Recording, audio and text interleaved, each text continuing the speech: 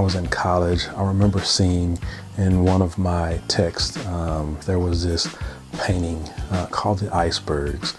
And in the book, it was referred to as a masterpiece. And I didn't understand it. I was like, this is a landscape picture of icebergs, so what? I actually had the opportunity to actually see this painting in person at the DMA, the Dallas Museum of Art. Then I actually got why it was a masterpiece. Seeing a photo of it, hearing about it, didn't really do it justice. You had to experience it.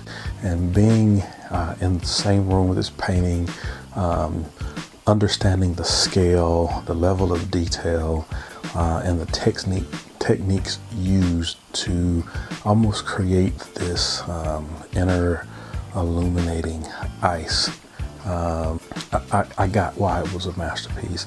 And this fragrance kind of does the same thing for me. It's called Oddity by a company called Rag & Bone. I'm going to go ahead and call this a masterpiece.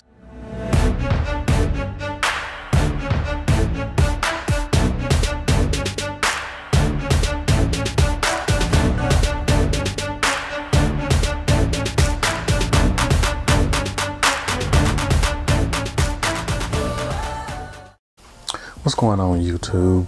Welcome to the next episode on the Post Points channel. I think we're up to 14 now, episode 14. And today we are viewing what I'm gonna start out calling a masterpiece. Not because of its mass appeal or anything like that, just because it's what I think of a masterfully crafted fragrance. If not a 10, it's gonna be like a 9.5, 9.6. It's gonna be high. I really like this fragrance for the art of it.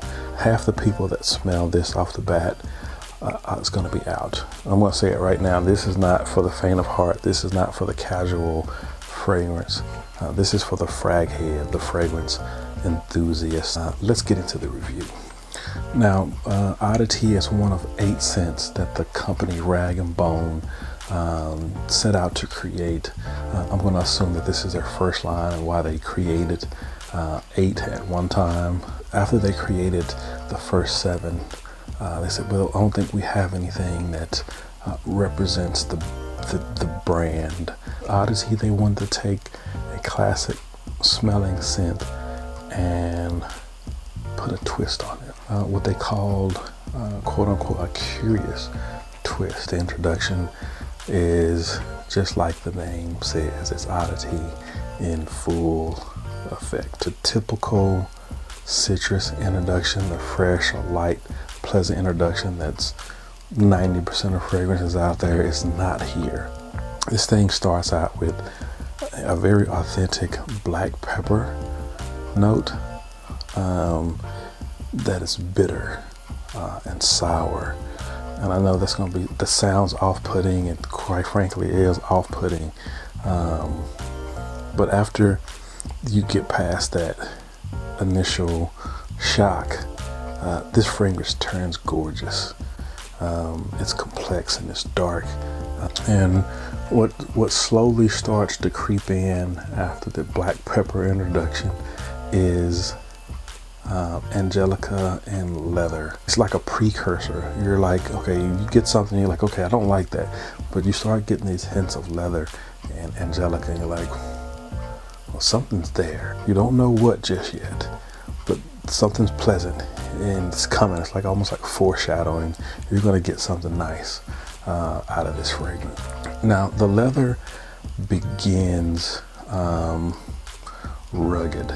Think biker, motorcycle, Harley, leather jacket, but then it transitions into this smooth suede like leather as you go throughout the life of the fragrance, and the transition is slow and steady, but just you keep smelling yourself as this starts to go from something that nobody wants to smell like to something that's like, okay, that's pretty good. Now, as you journey into the mid, you start getting a little tinge of sweetness, which is a surprise coming from where you started, to being in the mid and getting that leather to smooth out, and then you start smelling sweetness and like, okay, where is that coming from? This is definitely a scent that you wear for your own personal enjoyment. This is not something that you're going to wear, I think, to wow people. It's not club, but I wouldn't wear this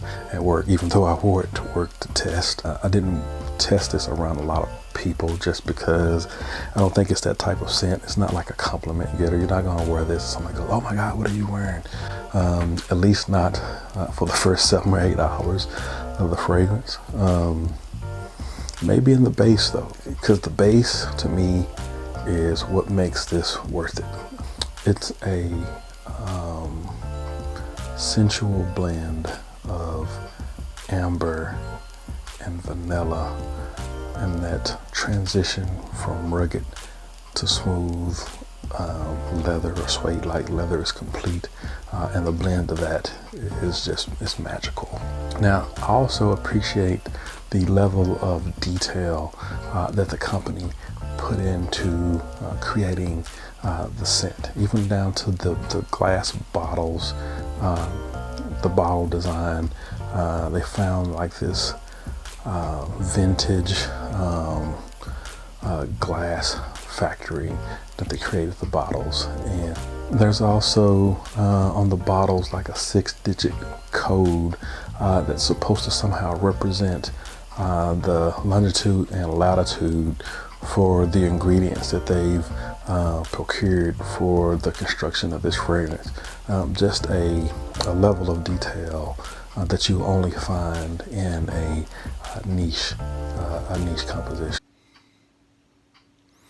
Well, my camera ran out of battery, so I'm gonna have to complete this video on my cell phone. Pros to this is definitely the creativity. This kind of pushes the envelope. I'm probably going to be off-putting to some, maybe too complex, too artisanal for a lot of people. The cons on this is the best part of the fragrance is hours into wearing it. So I think a lot of people are going to give up on it before they get to the best part. Final take. It's an excellent smelling, complex scent. It's just you have to give it time. Like a lot of fragrances, this is constructed to be unique with your body chemistry. So it's another one that you have to wear it, but I think it's meant to be unique depending on the wearer's skin. So for me, it's sour and black pepper and smooth leather.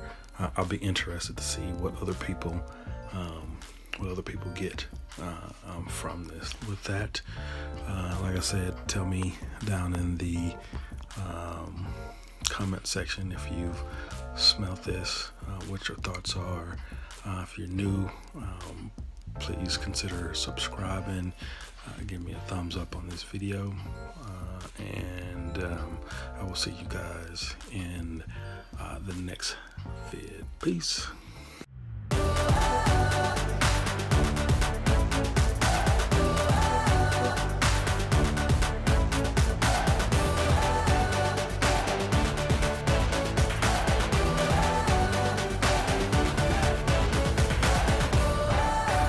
A landscape picture of icebergs, so what?